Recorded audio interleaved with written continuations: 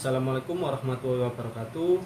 Kami dari kelompok 14 akan mempresentasikan hasil kerja kelompok kami untuk tugas UAS dengan topik tugas pengertian asas, norma, konsep, dan teori hukum administrasi negara serta keputusan atas dasar diskresi dalam hukum administrasi negara. Dengan dosen pengampu Bapak Edi Wahyudi, SH, MSI. Yang pertama, perkenalkan nama anggota kelompok kami. Yang pertama, saya sendiri Aldian Ronald Hermansyah dengan NPI 111200017 dan rekan saya Al Anissa Nuraini Rizko dengan NPI 11120000177. Fakultas Ilmu Sosial dan Ilmu Politik, Prodi Administrasi Negara, Universitas 17 Agustus 1945, Surabaya. Asas dalam hukum administrasi negara. Menurut bahasa Belanda, Rechtsbeginsel. Menurut bahasa Inggris, Principe. Dan menurut bahasa Indonesia, prinsip. Prinsip adalah suatu dasar atau asas kebenaran menjadi pokok dasar berpikir dan bertindak. Pengertian asas dalam hukum administrasi negara sama pada umumnya. Yang membedakannya hanya bidangnya atau lapangannya. Asas atau prinsip menurut para ahli. Paul Skonter.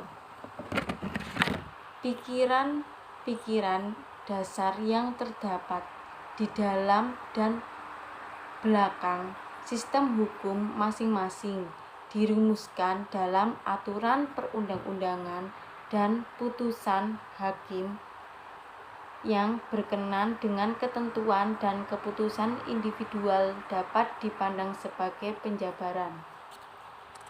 Yang kedua, Karl Reimers.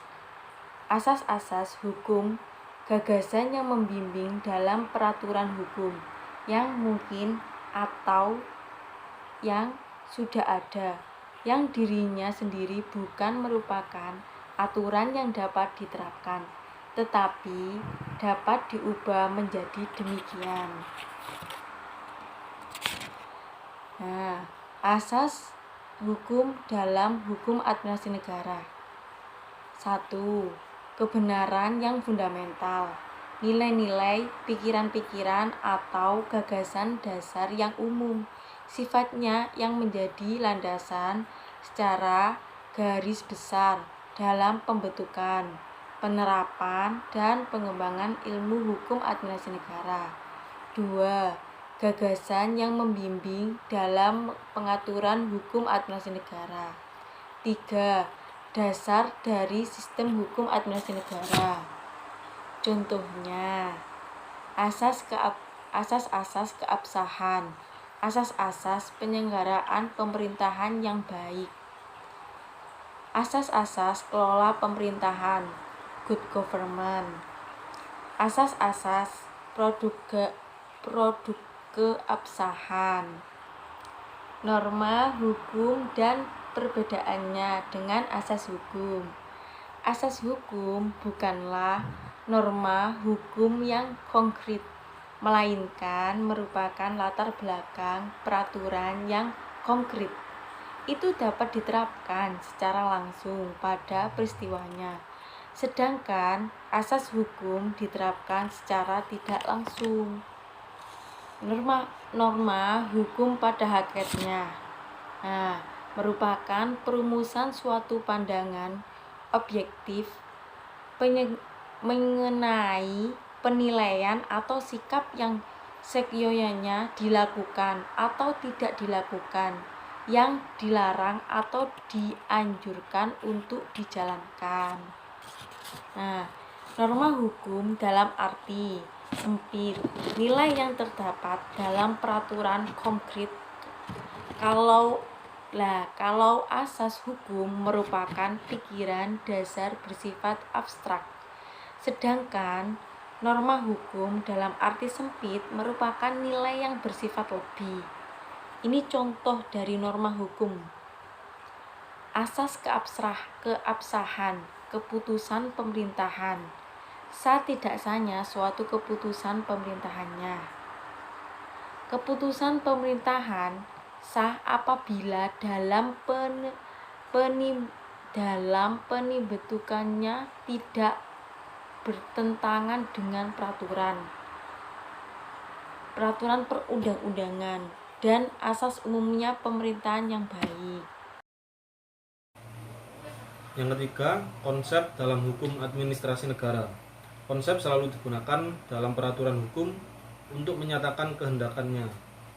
Konsep dalam hukum administrasi negara yaitu suatu pikiran yang diciptakan khusus sebagai suatu teknis untuk menyatakan kehendak tujuan administrasi. Yang keempat, teori hukum. Menurut J.J.H. Brooking, objek teori hukum dalam arti sempit mencakup yang A. Pengertian-pengertian dalam hukum, B. Definisi-definisi hukum, C. Sifat kaidah-kaidah hukum. Perbedaan aturan hukum, asas hukum, sistem hukum, dan keberlakuan hukum. Menurut Arif Siddharta, kajian teori hukum dalam arti sempit mencakup kajian secara interdisipliner, eksternal, dan kritis mengenai berbagai aspek gejala hukum, teori, dan praktek dengan tujuan untuk menjelaskan tentang bahan hukum yang terdapat dalam masyarakat. Bahan-bahan tersebut merupakan gejala umum dalam hukum positif, meliputi analisis bahan hukum, metode hukum, dan kritik ideologi terhadap hukum. Selanjutnya, teori. Teori hukum dalam arti luas pada dasarnya bersifat menganalisis atau mengkaji dan atau menjelaskan tentang segala hal yang terkait dengan hukum melalui pendekatan atau pola pikir. Teori hukum dalam arti sempit bersifat menganalisis atau mengkaji dan atau menjelaskan tentang segala hal yang terkait dengan aspek hukum positif teori. Dalam hukum dalam arti luas maupun sempit ini antara lain berfungsi sebagai kerangka teoritik dalam menganalisis atau menjelaskan hukum positif. Contohnya, teori keabsahan perbuatan pemerintah, teori melebur dalam pengambilan keputusan pemerintah, dari pembagian dan pemisahan kekuasaan negara atau trias politika, dan seterusnya. Selanjutnya, legalitas dalam hukum administrasi negara. Yang pertama, Wetmatigheid van Bestur atau asas bertindak sesuai dengan peraturan perundang-undangan menyangkut wewenang, prosedur, dan substansi. Yang kedua, Wetmatigheid van Bestur atau asas bertindak sesuai dengan hukum, yaitu alat ukurnya peraturan perundang-undangan dan asas-asas umum pemerintahan yang baik atau AUPB. Sekian dari kelompok kami, kurang lebihnya mohon maaf. Assalamualaikum warahmatullahi wabarakatuh.